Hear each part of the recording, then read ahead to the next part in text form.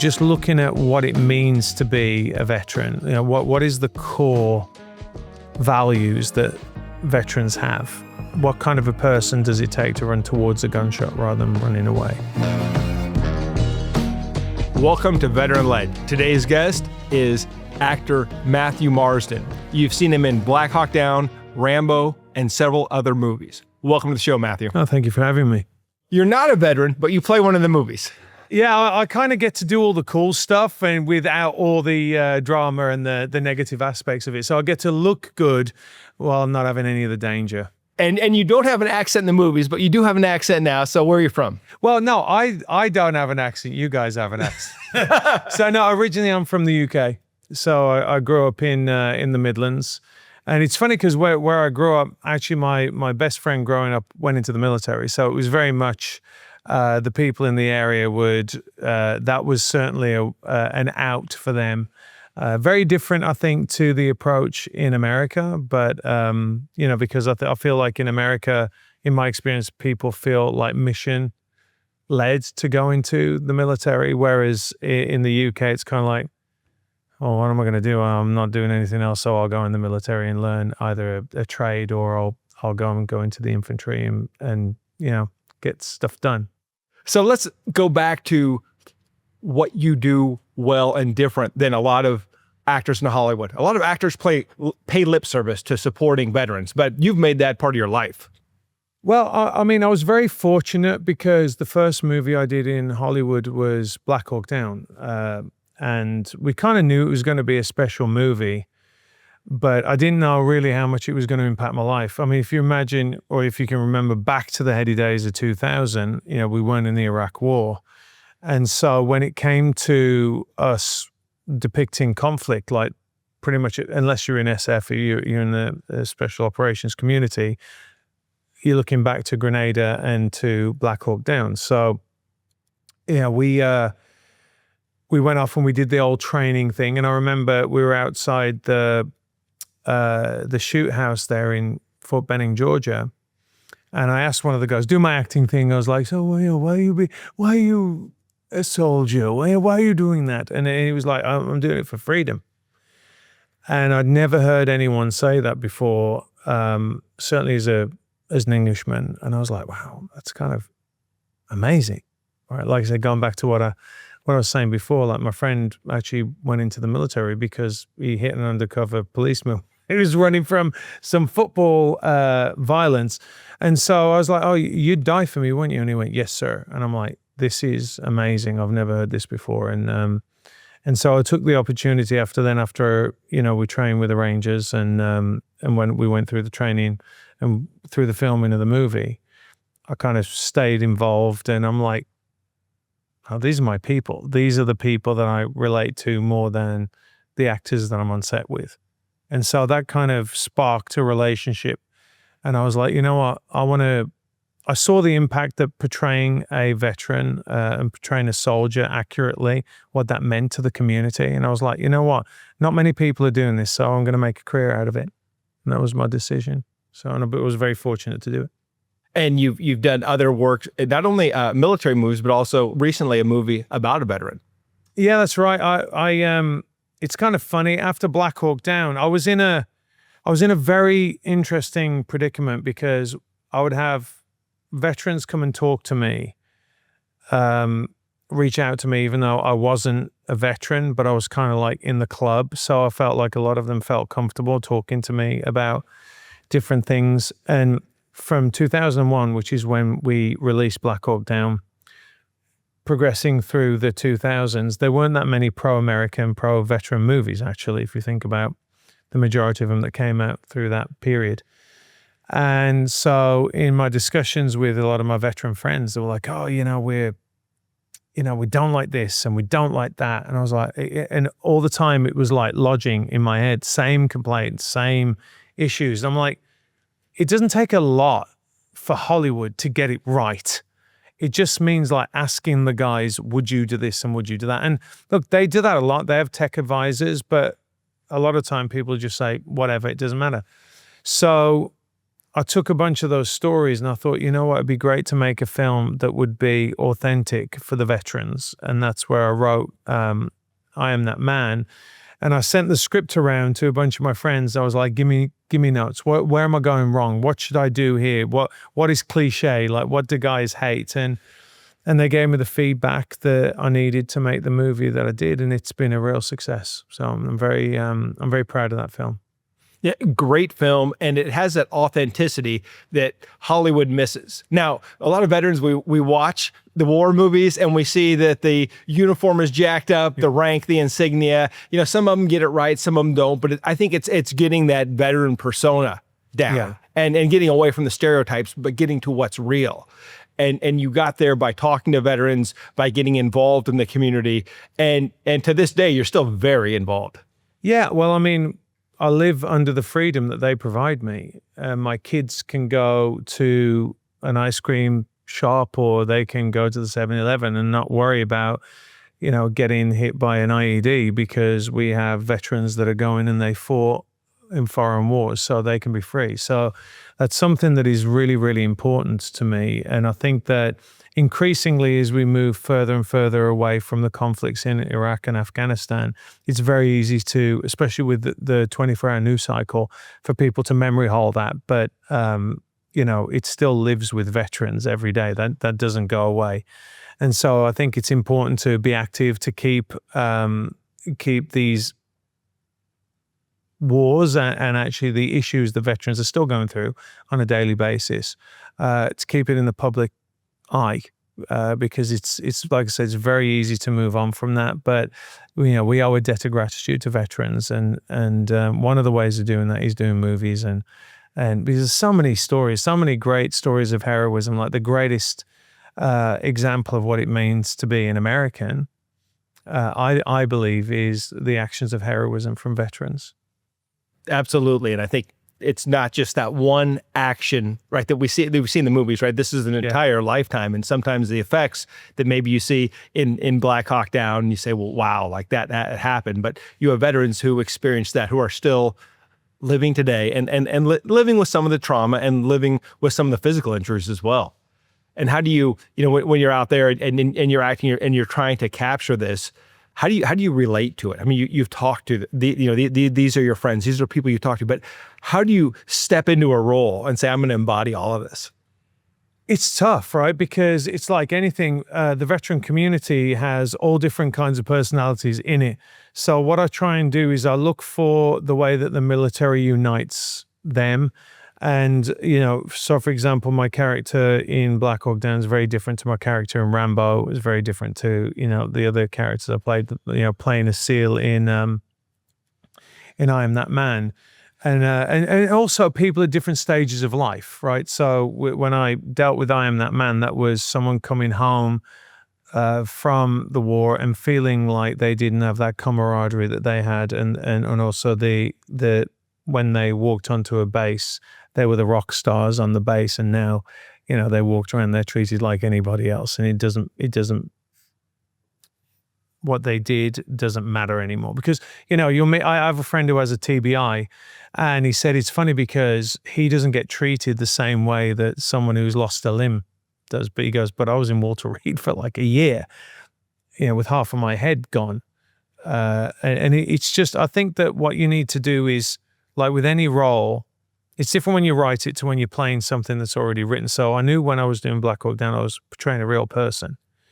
And so that's a very heavy burden when you're doing that. And I think I was probably the only actor to be invited to the anniversary by the guys from Black Hawk Down, which was a big compliment, I think. And I've spoken to Dale on the phone, and we still haven't met, but we've spoken multiple times. And I think that is a great compliment when someone says, you know, I'm glad you portrayed me the right way.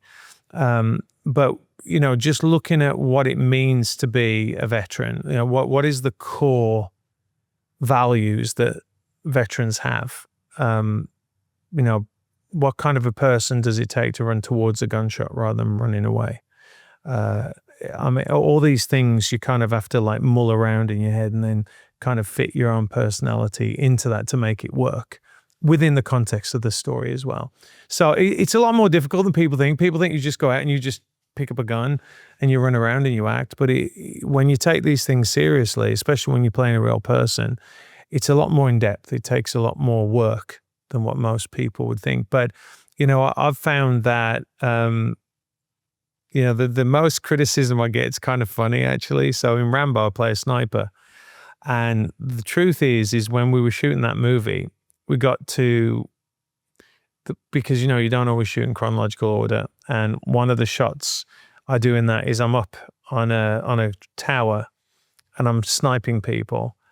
And they said to me, Marsden, you got to go. You got to get on a plane. Like, you got to leave now. And I had a close up on my finger.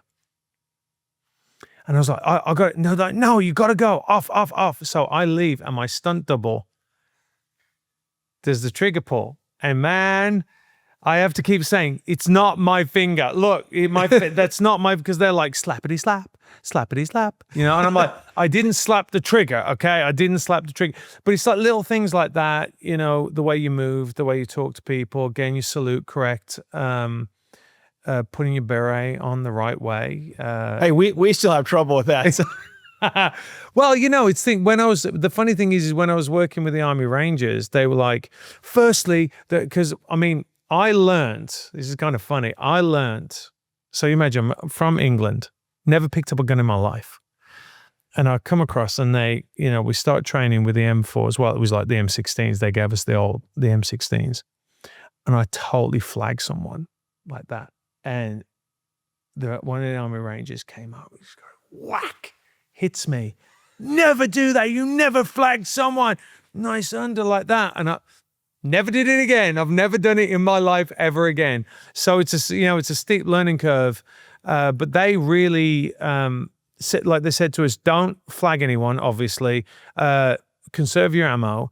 And don't do flappity flap with your chin strap. Like that drives us mad, like the John Wayne thing where you just have the chin strap like that. He goes, no, we've got to be dialed away.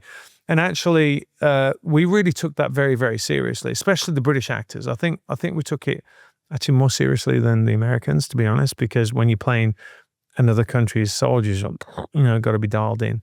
But those things all come together, I think, to create the role. And I think I've been very fortunate. I think I've done a good job. I hope I've done a good job. You guys left the town. Yeah. Great job. We loved it. And now you've also been in other movies like Anacondas and Atlas Shrugged. Right. And as you prepare for those other roles, is it the same level of intensity? Obviously, look, you're a capitalist, you love America, and I've noticed that most of your roles are in line with that. Yeah. But is there, from going to being a veteran and the gratitude that you have, right? Do you prepare differently, or is it less intense, or are you just like, hey, no, it's the same level of intensity for everything, or some things easier for you? Yeah, some things are easy. I say this, to everyone who says, I want to get into acting, like, what does it take? Is it difficult? Do I have to get into character and all that? I'm like, look, when you're being screamed at by a director that an F-16's coming over and you've got to hit your line just as that F-16's come over, you're not getting into character, right? You're not going over into the corner and go, let me think of my motivation. You're like, just say the line and do it at the right time. So, but there are other, like the role in Anacondas for me it's kind of like a deliciously fun role, right? Because you get to play a villain, and normally the best actors play the villain, right? If you look in history, the best actors play the villain. And so you tend to get the meaty lines. So you get to play a lot with those roles and have fun. And I think with that role in Anacondas, he is completely convinced that he's right. And if you get a role where the guy can actually make some kind of an argument, even if it's like a movie about giant snakes, which is ridiculous. But if you have to believe it. You have to really believe what you're doing and go and do it. But it's certainly different to doing a military role, right? Because you've got to be physically prepared. You've certainly got to be physically prepared for it. You don't have to be physically prepared for the other roles. And again, there's different levels of what importance that you put on it, right? Because to me, it's very important to get everything right. Like check the uniform and stuff like that. I'm very vigilant Did your pre-combat inspections, pre-combat checks, did all that? Yeah, no, I'm very like, I'll be like, I mean, I actually had this, I won't say who it is, but I had someone come up to me, will you read this script? And I was like, and this was back then, and they were like, Army Ranger, female Army Ranger. I was like, there are no female Army Rangers. That was back then. And they're like, well, you know, this person, and I was like, that is a Ranger tab. You don't understand. That is different to being in the 75th Ranger Regiment. And all these things like matter, right? And to Hollywood, they might not matter because they want the tab and they want to look cool. But I'm like, at that point, there were no one had gone into regiment. I mean, I know there are people that have certainly passed, have got tabbed. But, you know, when you try and tell people that, I'm like, that is really important to me because I will always be associated with the 75th Ranger Regiment my whole life, and I'm very honored to that. But when I played Jim Taggart, that's something who is completely opposite to who I am, completely opposite to what I believe. And again, so you get to explore it. You're like, okay, let me see what it's like being this person. And I actually made that kind of a mash of like, I based it on John Edwards. Remember John Edwards? Like kind of preening, loves himself, very arrogant, like completely clueless. And that's what I kind of like based that character on. So it's different for different characters. Yeah. I mean, when I worked with Stallone, when we did Rambo, he gave me this big speech and it was all about the weapon that I was using. So I'm a sniper in that movie. And I went, I don't know a sniper that would say this to you, dude. Like, they just wouldn't say this. And he said to me, you want to cut the lines? And I think I'm probably the only actor in history that said to Stallone, I want less lines in a movie opposite you.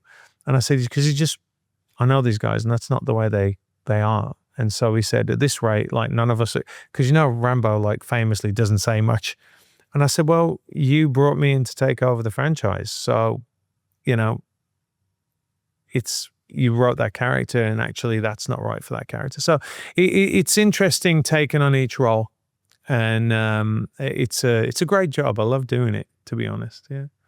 What about the more high-tech films like you're in one of the Transformers movies with all the animation and everything? Does that make it easier? Is it more forgiving, or is it just as intense? It's just the same, to be honest. I mean, we, as far as things with Transformers is they'll say like, oh, up there's Optimus Prime, and you've got a stick with like 2 balls on it, and you're like, that's Optimus Prime. Okay, I've got to act up to Optimus Prime like he's a giant robot, you know.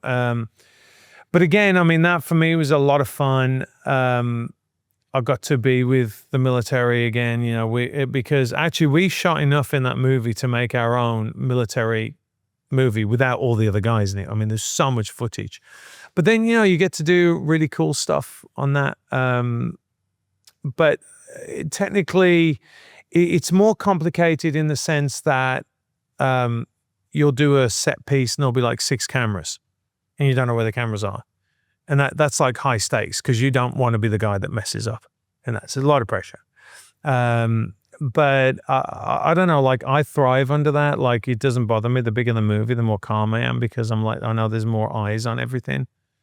But again, I mean, that was a real fun movie. Got to a lot of fun stuff. And I got to jump with the Golden Knights after that. So I'm very honored. Yeah. Yeah, absolutely.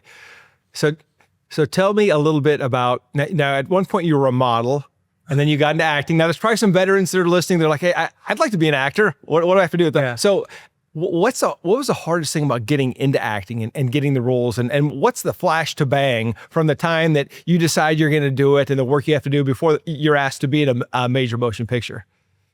Okay. So I was a model because I was very poor growing up.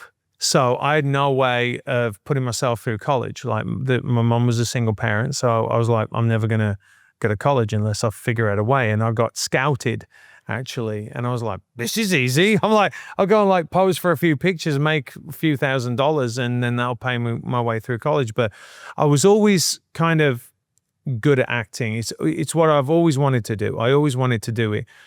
But I was like, in the UK, it's much more of a class thing than it is over here in the US. You can literally walk off the streets and become a megastar in the US. It's both the greatest thing and the worst thing about it, because when you're on set with those guys, they have no idea what they're doing.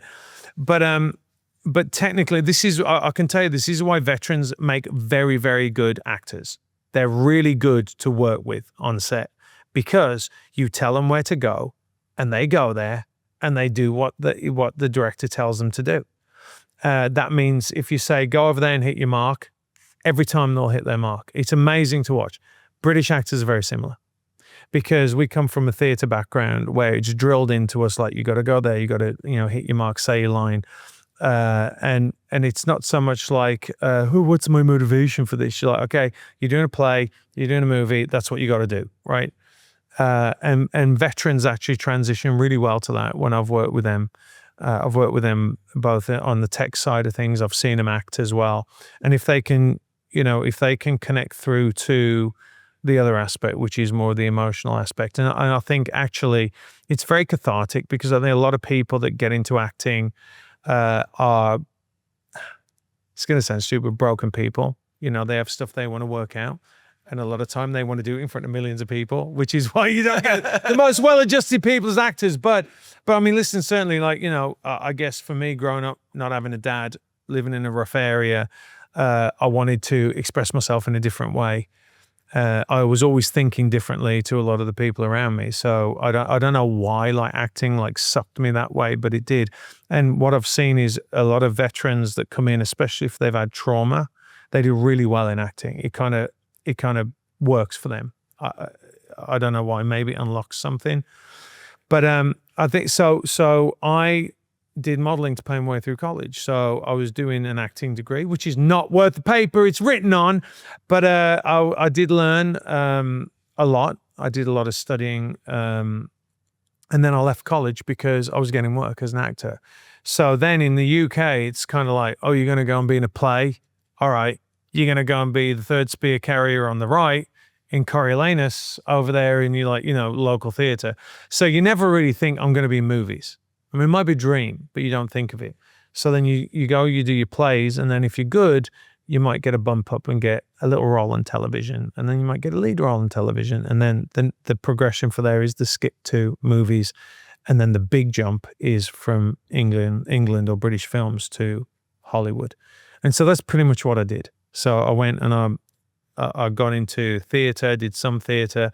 Didn't really like theatre that much because I wanted to create new roles. I didn't want to play like Hamlet. I didn't have any desire, because I'm like, Kenneth Branagh's done that and it's brilliant. He's brilliant. So I wanted to create new roles. So I was very lucky. I got into the biggest show on British television, won an award for it, and then did a movie with Michael Caine. And that's when I came to Hollywood, and the first movie I did was Black Hawk Down. I'm like, oh, that was easy. No, but I mean, it's kind of one of those things where it was actually a real great era of movies. It's the last great era, I think, from 2000 to 2010. I think the majority of stuff that's come after then has been pretty bad, with some exceptions like the stuff that Chris Nolan's done. But it's really changed. But what that does is that gives an opportunity for creativity for people to tell their stories, like veterans to get out there and make films and do stuff like this. I think it's because the thing about the veteran community and the military is that there's a lot of discipline and there's a lot of mission focus. So that is completely lacking in Hollywood, I can tell you that. So if you have an idea that you want to go out and do something, go and make your own stuff. Go do it. Go get a camera, go make it. And it might be terrible. I always say, like, I was told the first screenplay I wrote by the guy who wrote Black Hawk Down, he went, your first draft is going to be crap. So just go, it's going to be crap. Then rewrite it.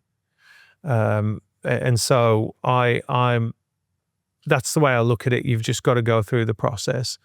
But it's actually, like I said, it's a very good industry, I think, for veterans to get into, because they're disciplined, they hit their marks, they're able to take great direction. There's no ego there that I've found. So, and if you look back again at the golden era, if you're looking at like the 1950s, all those guys were veterans, like Jimmy Stewart, Even Clint Eastwood's a veteran, so I really encourage veterans to go into the movie industry and into creative endeavors. I think it's important.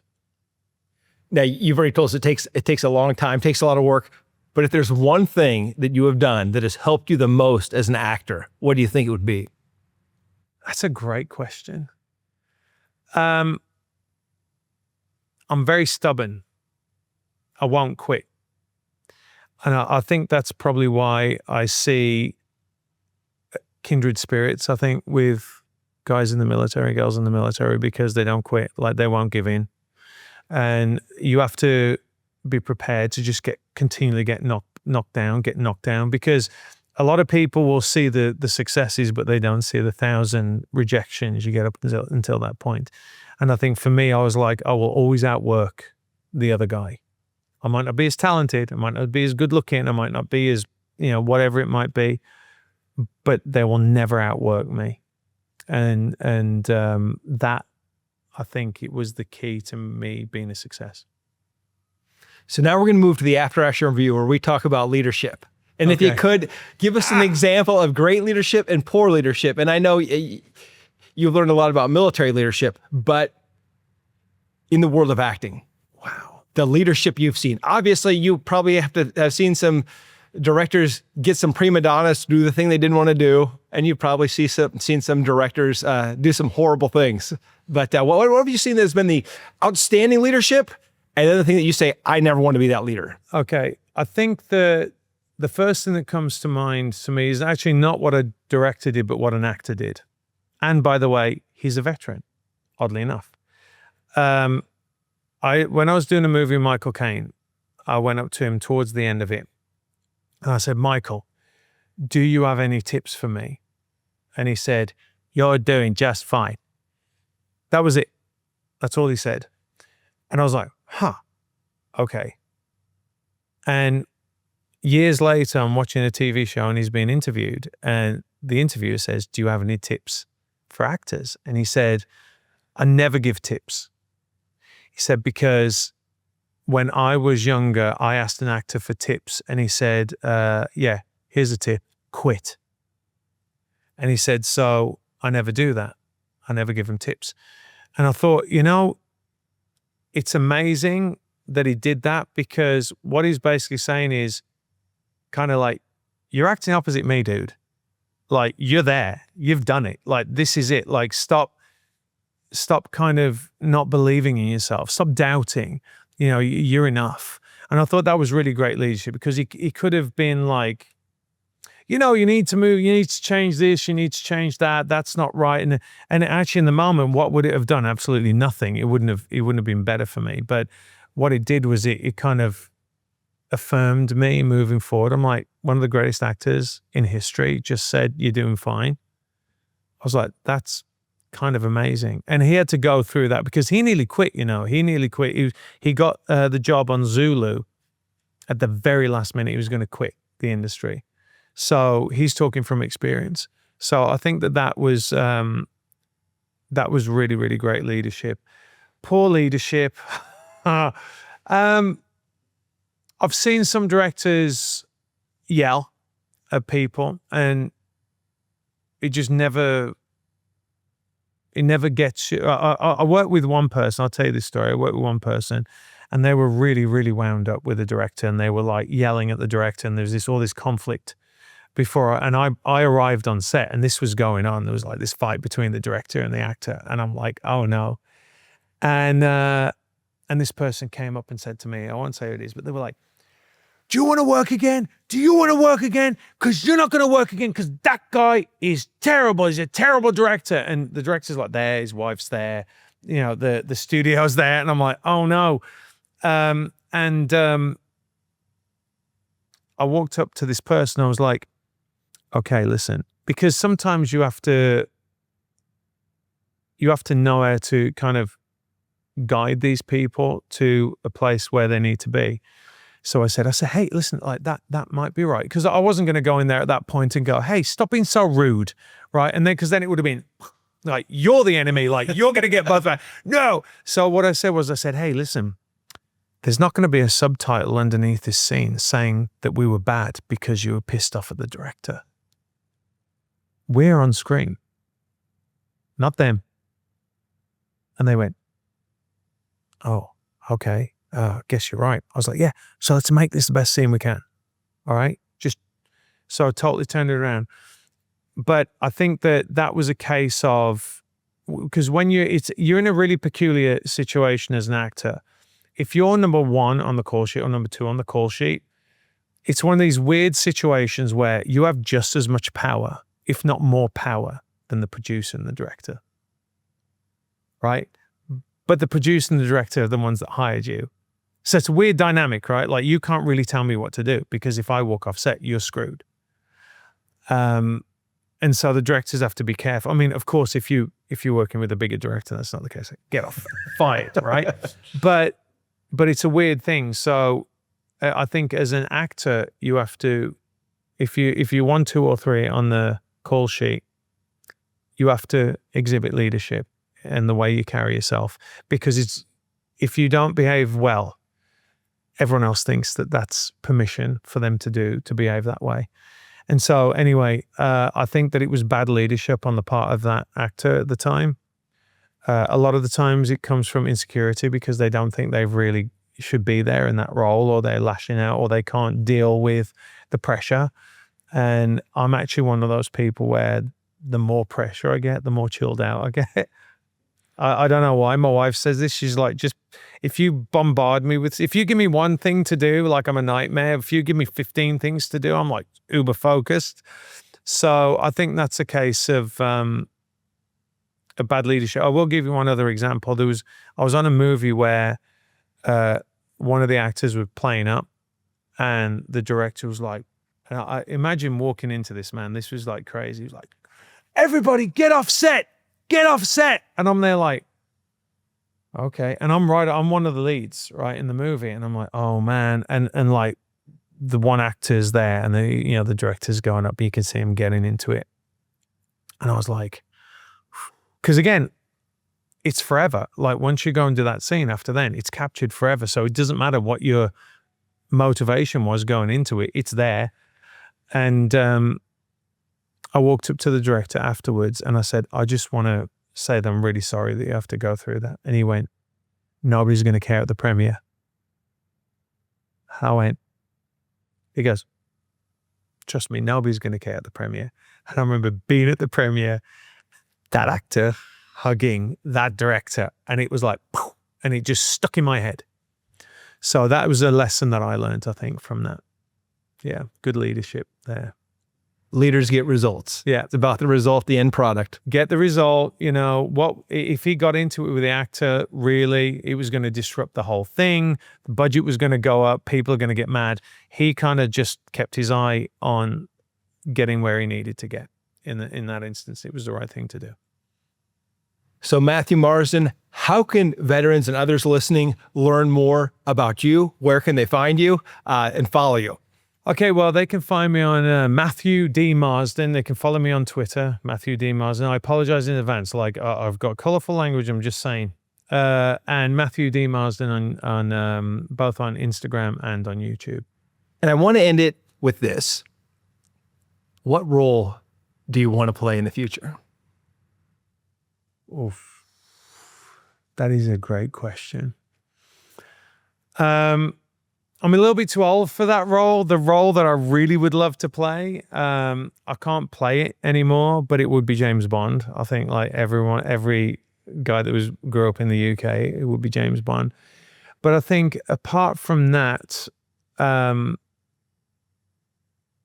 what I would like to do rather than play a role is to mentor people coming into the industry and to do a Medal of Honor series, where we can do a movie about Roy Benavidez and tell these stories of these great men that were really exceptional examples of masculinity, what it means to be an American, and what it means to be a hero.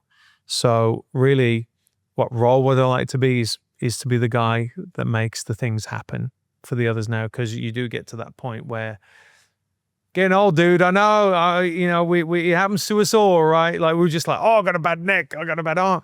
Well, now is the time for people like me to start imparting our knowledge and our skills to people that are coming through.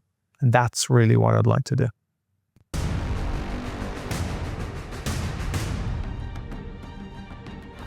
Thank you for joining us today on Veteran Led, where we pursue our mission of promoting veteran leadership in business, strengthening the veteran community, and getting veterans all of the benefits that they earned. If you know a leader who should be on the Veteran Led podcast, report to our online community by searching @Veteran Led on your favorite social channels and posting in the comments. We want to hear how your military challenges prepared you to lead your industry or community, and we will let the world know. And of course, hit subscribe and join me next time on Veteran Led.